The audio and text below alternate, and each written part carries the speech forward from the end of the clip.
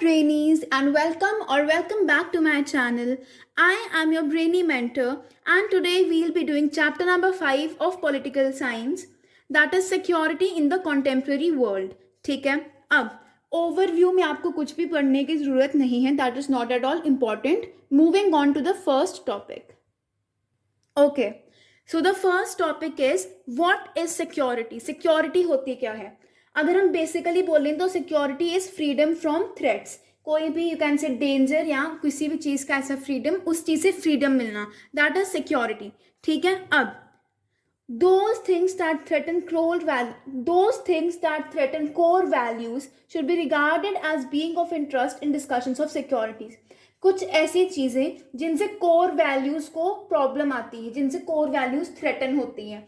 It can be your freedom, that is a core value. It can be your independence, that is a core value. ठीक है, अब ऐसी चीज़ों को ही हम सिक्योरिटी के डिस्कशंस में इंक्लूड करते हैं. ठीक है, so therefore we can say this is the definition of security. देखो क्या लिखा है.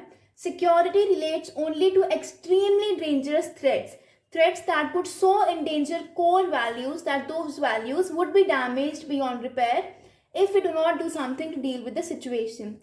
कुछ ऐसे threats जो बहुत ज़्यादा डेंजरस होते हैं, that implies security. उनसे security मिलना is very important. इसलिए ये definition हम लिख के आएंगे कि what is security? Extremely dangerous threats से protection. ठीक है, clear है? ओके, अब हमारा टॉपिक आता है traditional notions, external. So basically हमारी जो सिक्योरिटी है उसके अंडर टू नोशंस आते हैं. First your traditional, second your non traditional notions. अब हम एक्सटर्नल ट्रेडिशनल नोशंस के बारे में पढ़ेंगे कि कौन सी चीज़ों से हमको एक्सटर्नल सिक्योरिटी मिलनी चाहिए. ठीक है, सो in the traditional conception of security, the greatest danger to a country is from military threats. दूसरी कंट्री की जो मिलिट्री होगी तो मेन डेंजर उससे होता है. ठीक है, the source of this danger is another country which by threatening military action endangers the core values of sovereignty, independence and territorial integrity. ये जो हमारा मिलिट्री जो हमने पढ़ा था ना, मिलिट्री थ्रेट्स, ये दूसरी कंट्री से होते हैं. जिससे क्या होता है, जिससे हमारी कौन सी core values, sovereignty, independence and territorial integrity को हार्म पहुंचता है. क्लियर? सो यहाँ पर क्या कहता है कि अगर आपको वॉर का थ्रेट होता है तो आपके एक गवर्नमेंट के पास तीन ऑप्शंस होते हैं. या तो वो सरेंडर कर दे, ठीक है, या तो वो प्रिवेंट करे अटैकिंग से, या तो वो सीधे क्या करे, या तो वो टर्न बैक और डिफीट करे दूसरी आर्मी को. ठीक है, अब जो गवर्नमेंट्स होती हैं वो सरेंडर कर देती हैं कब? जब बहुत ज़्यादा इशू हो, जब आप बिल्कुल भी कुछ भी नहीं कर सकते. But this is not the policy of any country. कोई कंट्री ये नहीं बोलती कि जैसे वॉर होता है वैसे ही सरेंडर कर दो. क्या बोलती है? फाइट बैक, डिफीट, या फिर अगर लास्ट में कोई ऑप्शन बचता है दैट इज सरेंडर. ठीक है, अब security policy is concerned with preventing war. Prevention of war is called deterrence. ठीक है, एंड लिमिटिंग और ending of war is called defence. ठीक है, अब थर्ड कंपोनेंट आता है द बैलेंस ऑफ पावर.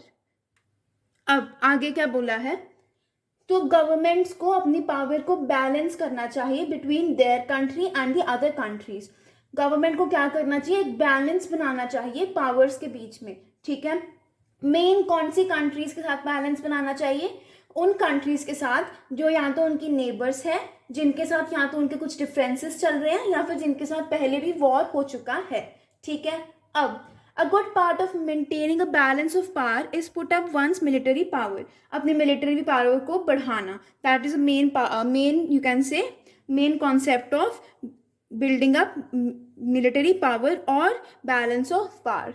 ठीक है, अब और कंपोनेंट आता है अलायंस बिल्डिंग. अलायंस बनाओ. What is an alliance? Coalition of states. एक मतलब बहुत ज़्यादा कंट्रीज इकट्ठे होकर एक अलायंस बनाती हैं जिसमें जिनके यू कैन से जो वो होते हैं ना आइडियल्स वगैरह वो बिल्कुल सेम होते हैं. ठीक है, so an alliance is a coalition of states that coordinate their actions to deter और defend against military attack. Clear? So countries वो क्या करती हैं? अलायंसेस बनाती हैं ताकि वो अपनी पावर को इंक्रीज कर सके in place of another country of alliance, ठीक है, दूसरी कंट्री या फिर दूसरी अलायंस के अकॉर्डिंग अपने आप को बहुत स्ट्रॉन्ग कर सके, ठीक है। नेक्स्ट आगे क्या बोला गया है, इधर देखो, in the traditional motion of security the most the threats come from outside the borders, but कभी कभी क्या क्यों, बट कभी कभी इंटरनल अंदर बॉर्डर के अंदर से भी थ्रेट्स आते हैं जिसको हम बोलते हैं सिविल वॉर, ठीक है। अब आउटसाइड द बॉर्डर्स क्यों आते हैं थ्रेट, बिकॉज कोई सेंट्रल अथॉरिटी नहीं है जो पूरे वर्ल्ड को कंट्रोल कर सके, इसलिए बाहर से ज़्यादा थ्रेट्स आते हैं, क्लियर है। अब नेक्स्ट टॉपिक आता है ट्रेडिशनल नोशंस इंटरनल। अब हम पढ़ेंगे इंटरनली वो कौन सी चीज़ें होती हैं जिनसे हमें खतरा होता है इनसाइड द कंट्री। सो कौन सी चीज़ें होती हैं, ऑब्वियसली अ सिविल वॉर, पता ही है ना आपको सिविल वॉर के बारे में, that is the main danger to a country. Moving over here, यहाँ पे क्या बोला गया है, इधर देखो। सो यूरोपियन पावर्स थी ना जो कोल्ड वॉर अलायंस के मेंबर्स बन चुकी थी, उनके पास टेंशन थी, उनको क्या टेंशन थी कि कोल्ड वॉर एक हॉट वॉर ना बन जाए, ठीक है, एक प्रॉपर वॉर ना स्टार्ट हो जाए और वहां पर बहुत ज़्यादा हॉस्टिलिटीज ना हो जाए, बहुत ज़्यादा लोग मारे ना जाएं, ठीक है। और वो क्या चाहते थे, प्रोटेक्शन अगेंस्ट देयर नेबर्स जिन्होंने कोल्ड वॉर की दूसरी साइड को ज्वाइन किया है, and protection against leader of the alliances और any other partners of US and Soviet union, ठीक है, मतलब वो प्रॉपर डर का माहौल था, काइंड ऑफ यू कैन से, ठीक है। अब जो कॉलोनियल पीपल थे ना उनको किस चीज़ का डर था, उनको डर था कि इंडिपेंडेंस के बाद क्या होगा, उनको फिर उन पर अटैक किया जाएगा, दे माइट बी अटैक्ड, मतलब उनके जो फॉर्मर रूलर्स थे जो पहले उन पर रोब जमाते, जो पहले वहाँ पर कॉलोनी बनाकर बैठे थे, वो वापस आ जाएंगे और फिर से उसको अपने कब्जे में कर लेंगे उस कॉलोनियल कंट्री को, ठीक है। अब the new countries face the prospect of military conflict with neighbouring countries. अपना एग्जाम्पल लगा लो, हमारी जब कंट्री बिल्कुल न्यू थी तो क्या हुआ था, हमारा भी फाइट हो गई थी with the neighbouring country with Pakistan, ठीक है। अब newly independent countries came to fear their neighbours even more than the fear US और सोवियत यूनियन, ठीक है, उनको अपने नेबर से ज़्यादा डर लगता था इन कंपैरिजन टू यूएस और यूएसएसआर। अब अगर हम इंटरनली बात करें तो उनको डर था सेपरेटिस्ट मूवमेंट्स का which wanted to form independent countries, जैसे हमारे इंडिया में we have many separatist movements, example is movement of Khalistan from Punjab, ठीक है, ठीक है। तो क्या बोला गया है, जो हमारी न्यू स्टेट्स थी उनको डर था सेपरेटिस्ट मूवमेंट्स का कि लोग हमें बोलेंगे कि हाँ हम वी वांट अनदर कंट्री, उसका डर था उनको, एक सिविल वॉर का भी डर था, और उनको ये भी डर था कि उनका जो नेबर है वो सेपरेटिस्ट मूवमेंट को वो करेगा, इंस्टिगेट करेगा, सपोर्ट प्रोवाइड करेगा, ठीक है, जिससे एक वॉर स्टार्ट हो जाएगी विद दी नेबर्स, ठीक है। ओके, सो अब next topic is traditional security and cooperation. Cooperation क्या होती है, ताकि वायलेंस को बिल्कुल खत्म लिमिट कर दिया जा सके अगर एक वॉर होता भी है तब भी, ठीक है। It is now an almost universally accepted view that countries should only go to war for the right reasons, ठीक है, अगर कोई सच में जेन्युइन रीजन है तो ही वॉर पर जाओ वरना ना जाओ, ठीक है। अब क्या बोला गया है, प्राइमरीली सेल्फ डिफेंस और to protect other people from genocide. Main reasons क्या होने चाहिए, या तो सेल्फ डिफेंस या फिर बाकी कंट्रीज के लोगों को जेनोसाइड मतलब मास किलिंग्स जिसको हम कह सकते हैं उससे प्रोटेक्ट करने के लिए, ठीक है। ओके, अब आगे क्या आता है, सो कॉपरेशन के important symbols we have disarmament, arms control, confidence building etcetera etcetera. अब 1972 में बायोलॉजिकल वेपन्स कन्वेंशन हुआ था, इंपॉर्टेंट नेम्स हैं ये इन कन्वेंशंस एंड ऑल के, आपको लर्न करने हैं। देन 1992 में केमिकल वेपन कन्वेंशन हुआ था, इनका क्या मेन मोटिव था कि जो हमारे nuclear weapons and very harmful weapons हैं इनकी प्रोडक्शन बंद कर दी जानी चाहिए थी, ठीक है। So more than 155 states they signed the BWC, ठीक है, और 181 स्टेट्स ने क्या साइन किया था, CWC, the chemical weapons convention, ठीक है। अब आगे आती है हमारी एंटी बैलिस्टिक मिसाइल ट्रीटी। तो क्या बोला गया है कि anti ballistic missile treaty in 1972 में साइन की गई थी। इसका मेन मोटिव था यूनाइटेड स्टेट्स और सोवियत यूनियन को बोलना कि you don't have to launch a nuclear attack, अपने मिसाइल्स को मत बनाओ न्यूक्लियर अटैक्स के लिए, ठीक है। अब बहुत ज़्यादा अलग अलग टाइप की ट्रीटीज भी हुई, कौन सी साइन हुई, here you have the names. पहले we have strategic arms limitations treaty 2, जिसको हम सॉल्ट 2 भी बोलते हैं. Then we have strategic arm reduction treaty START भी बोलते हैं. ठीक है. तो 1968 में हुआ था न्यूक्लियर नॉन प्रोलिफरेशन ट्रीटी. इसमें क्या था कि जिन कंट्रीज ने 1967 से पहले न्यूक्लियर वेपन्स बनाए हैं, सिर्फ उनके पास ही वेपन्स होंगे और बाकियों के पास नहीं होंगे. ठीक है. अब हमारे इंडिया ने 1998 में बनाए थे, तो हमारा इंडिया भी इस ट्रीटी को फॉलो नहीं करता, इस ट्रीटी को नहीं मानता. ठीक है. ओके. अब another means of achieving cooperation is confidence building. Confidence building क्या होता है? जिसमें कंट्रीज अपनी प्रॉपर इंफॉर्मेशन एंड आइडियाज के बारे में अपनी राइवल कंट्रीज को, अपनी एनिमी कंट्रीज को बताती हैं कि हमारे पास इतनी आर्मी है, हमारे पास ये रिसोर्सेज एंड एवरीथिंग. इससे क्या होता है? इससे कोई मिसअंडरस्टैंडिंग नहीं होती और कोई गलती नहीं होती, जिसकी वजह से कंट्रीज वॉर में नहीं जाती. ठीक है. समझ आ गया. अब moving on to the topic non traditional motions. अब देखते हैं नॉन ट्रेडिशनल मोशंस क्या होते हैं. ठीक है. अब ये मिलिट्री थ्रेट्स के अलावा जो थ्रेट्स होते हैं यहाँ पर वो आते हैं. ठीक है. So non traditional views of security यहाँ पर गिवन है.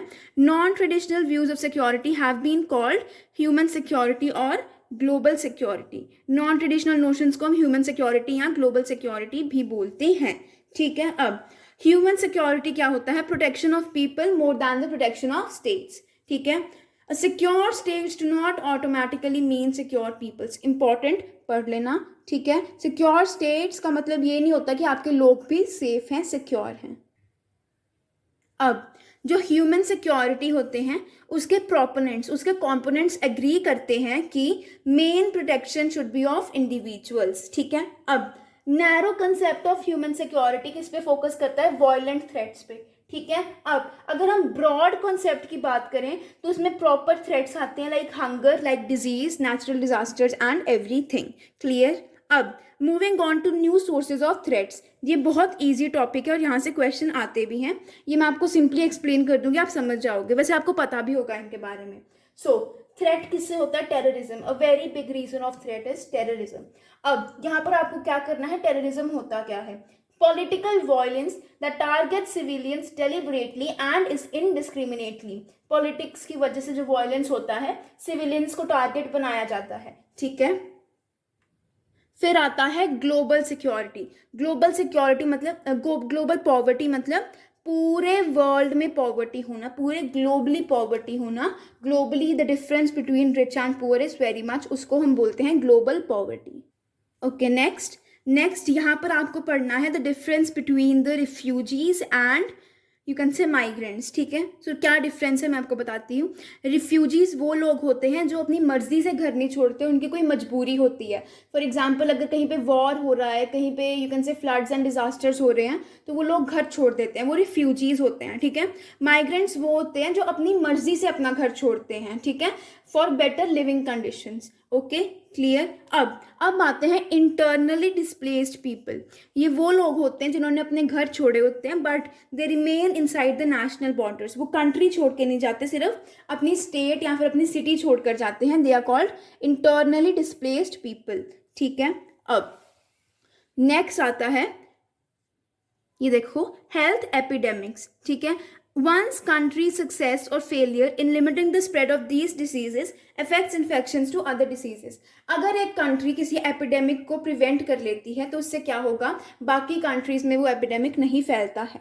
ठीक है. Biggest example of Covid, a very big health epidemic. ठीक है. अब कोऑपरेटिव सिक्योरिटी का topic, it is not in your syllabus, तो हम इसको नहीं पढ़ेंगे. Moving on to the topic India security strategy. India की क्या स्ट्रैटेजी है अपनी कंट्री में प्रॉपर सिक्योरिटी लेके आने के लिए. सो फर्स्ट कंपोनेंट क्या आता है इंडिया की स्ट्रैटेजी का? Strengthening of military capabilities. अपनी मिलिट्री की जो वेपन्स हैं या फिर वॉट एवर कैपेबिलिटीज़, उनको बढ़ाना. ठीक है. अब यहाँ पर देखो ऑन दिस पेज, आपको याद रखना है इंडिया ने अपना India made its first nuclear device in 1974. Test किया था 1974 में. अब मूविंग ऑन अहेड, यहाँ पर क्या गिवन है देखो. यहाँ पर आता है सेकंड कंपोनेंट क्या है? Strengthen international norms and international institutions, मतलब इंटरनेशनल इंस्टीट्यूशंस जैसे कि यूएन वगैरह, इनको स्ट्रेंथन करना, इनको बढ़ावा देना. And protects its security interest, अपने इंटरेस्ट को भी प्रोटेक्ट करना. ठीक है. अब it India argued for an equitable new international economic order. ठीक है, ताकि प्रॉपर यू कैन से कि एक वो हो इकोनॉमिक ऑर्डर, प्रॉपरली कोई डिफरेंस ना हो कंट्रीज के बीच में. अब आगे ये देखो, this is an important paragraph. ये वाला क्या बोला गया है? India joined 160 countries that have signed and ratified the 1997 Kyoto Protocol. Kyoto Protocol क्या है कि आप ग्रीन हाउस गैसेस को कम कर दोगे ताकि ग्लोबल वार्मिंग ना हो ज़्यादा. ठीक है. अब थर्ड कंपोनेंट आता है meeting security challenge with in the country. अपनी कंट्री के अंदर जितने भी सिक्योरिटी चैलेंजेस हैं उसको फेस करना. And finally the last component is develop the economy. अगर इकोनॉमी डेवलप होगी तो फिर क्या होगा? पॉवर्टी नहीं होगी और इकोनॉमिक इनइक्वालिटीज भी नहीं होंगी. Clear? So guys with this हमारा पूरा चैप्टर खत्म हो गया. आई होप आपको अच्छे से समझ आ गया होगा. अगर समझ आया, don't forget to like, share and subscribe to the channel. You are at Brainy's mentor. Thank you so much for watching. Have a great day.